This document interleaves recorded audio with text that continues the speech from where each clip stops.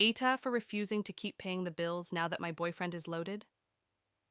I, 29F, have been with my boyfriend, 31M, for 6 years.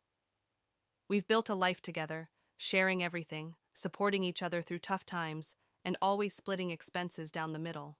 I work as a high school teacher making $45,000 a year, while he used to work as a mechanic earning around $50,000.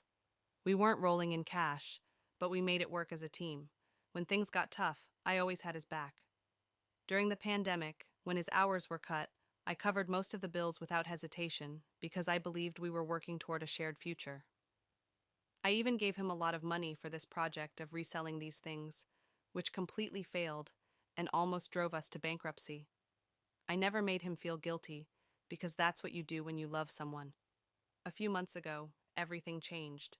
His estranged uncle passed away and left him $800,000 in cash and a fully paid vacation home in Colorado. I was genuinely thrilled for him. I thought this could be a turning point for both of us. I imagined a future where we could finally breathe a little easier, maybe even start planning for a family, or at least escape our cramped apartment. But instead of bringing us closer, the money created a huge divide. The moment the inheritance hit his account, he told me outright that it was his money and that I wasn't entitled to any of it. I didn't expect a handout, but I thought we'd share the burden a little more fairly, especially since I'd carried us when he couldn't.